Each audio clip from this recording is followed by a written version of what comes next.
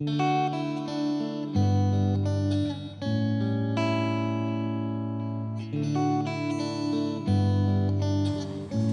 वालेकुम everyone, welcome back to my YouTube channel. मैं ठीक हूँ, उम्मीद है आप सब भी ठीक होंगे। अगर आप मेरे यूट्यूब चैनल पर नए हैं तो चैनल को सब्सक्राइब करना और बेल आइकन को प्रेस करना ना भूलें, ताकि जब भी हमारी कहानी का कोई न्यू एपिसोड आए तो आप देखना ना भूलें। और आप हमारे साथ हमारी कहानी के एंड तक बने रहें, ताकि हमारी कहानी में आने वाले नए नए मोड़ आपको दिलचस्प लगें। और अगर आपको हमारी कहानी पसंद आए तो लाइक कीजिए, कमेंट कीजिए, शेयर कीजिए और चैनल को सब्सक्राइब करना ना भूलें। तो चलिए रुख करते हैं हमारी कहानी छिपे हुए जज्बात, तबरेज़ और शमा की लव स्टोरी के एपिसोड 7 की तरफ। इमरोज़ को उसके ख्वाबों की ताबीर सामने ही नज़र आ रही थी। वो शख्स शायद उसे ही घूर घूर के देख रहा था, जो शमा को बुरा लग रहा था। इसलिए वो वापस कमरे में लौट आई और कुछ देर बाद नहाने चली गई थी। नहाकर आई तो समरीन भी उठ गई थी और हवेली के सारे मेहमान उठ गए थे। अच्छी खासी चहल पहल हो गई थी। सारे मेहमान जाने के लिए तैयार थे। 2 बड़ी बसें जा रही थीं। एक बस में घर के मेंबर थे, दूसरी बस में बाहर के लोग थे। सब बस में बैठ गए थे। समरीन और शमा दोनों साथ ही बैठी थीं। शादमा रह गई थी क्योंकि उसकी सैंडलें नहीं मिल रही थीं। उसको सब आवाज़ें लगा रहे थे, अरे यार मैं देख कर आता हूँ, क्या बात है अभी तक नहीं आई। गुलरेज़ अभी से इतनी फिक्र है तो शादी के बाद क्या होगा। तबरेज़ शौक़ी से बोल रहा था। गुलरेज़ भी हंसने लगा, मैं अभी देख कर आता हूँ। जैसे गुलरेज़ मौके की तलाश में था। हाँ जाओ, अगर तुम नहीं जाओगे तो क्या मैं जाऊँगा, लेकिन यार जल्दी आना। गुलरेज़ कमरे के अंदर दाखिल हुआ था। शादमा कुछ ढूंढ रही थी। क्या ढूंढ रही हैं आप? मैं अपनी सैंडल्स ढूंढ रही हूँ, उसने देखे बिना ही जवाब दिया था। बाद में उसे ख्याल आया, कौन पूछ रहा है। उसने पीछे पलटकर देखा। पीछे गुलरेज़ खड़े थे। वो अपना दुपट्टा संभालती हुई खड़ी हो गई। गुलरेज़ उसके चेहरे पर नज़रें जमाए देख रहा था, जो पसीने में भीगा हुआ था। वो नर्वस लग रही थी। तबरेज़ की आवाज़ पर उसे शायद कुछ ख्याल सा आया। उसने नज़र इधर उधर दौड़ाई तो पर्दे के पीछे ब्लैक कलर की सैंडल्स नज़र आईं। गुलरेज़ ने आगे बढ़कर सैंडल उठाई। यही है आपकी सैंडल? जी, लेकिन आपने क्यों उठाई? मुझे बता देते, मैं उठा लेती। तभी तबरेज़ की आवाज़ आई, अरे यार कब तक आओगे? हम आ रहे हैं, अब चलें? जी। शादमा भी गुलरेज़ के पीछे हो ली। वलीमे का बहुत अच्छा इंतज़ाम था। शमा काले कलर का सूट पहने थी, जिसमें हल्की कढ़ाई थी। वो बहुत हसीन लग रही थी, जैसे काले बादलों में चांद की रोशनी फैली हो। आज बिजली गिराने का इरादा है क्या? धत, समरीन शौकी भरे लहजे में बोल रही थी, तो शमा ने उसे चुप कर दिया। लेकिन वो मानने वालों में से नहीं थी। वो सही भी कह रही थी। शमा ने बिल्कुल हल्का मेकअप किया था, तब भी खूबसूरत लग रही थी। जब बिना मेकअप के हद ढा रही हो तो तब क्या होगा जब तुम मेकअप करोगी? फिर तो गजब ही हो जाएगा। शादमा समरीन भी बहुत अच्छी लग रही थी, जबकि शमा बिना मेकअप के और जेवर भी हल्के पहनी थी।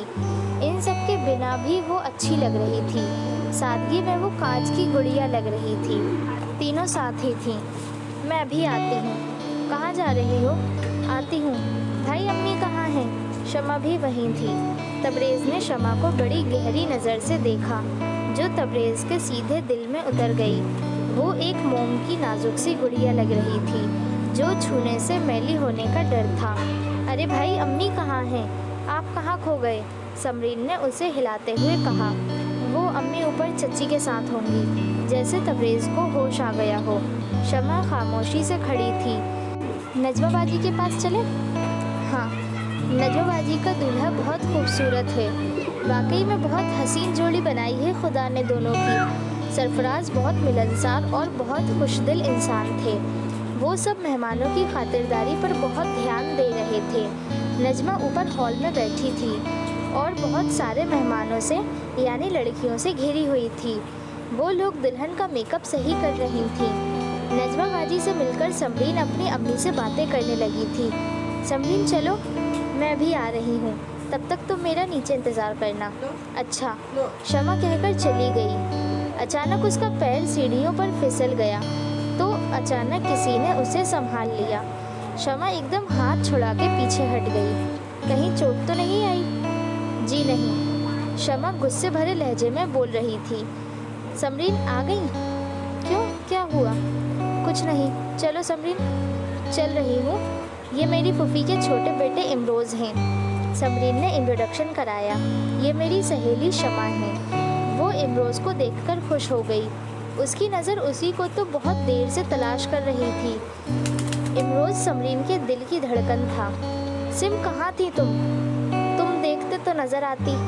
इमरोज़ की बात का जवाब समरीन ने बड़ी शौक़ी से दिया। समरीन तुम चल रही हो या मैं जाऊँ? शमा उन दोनों की बातों से बेजार होकर बोली।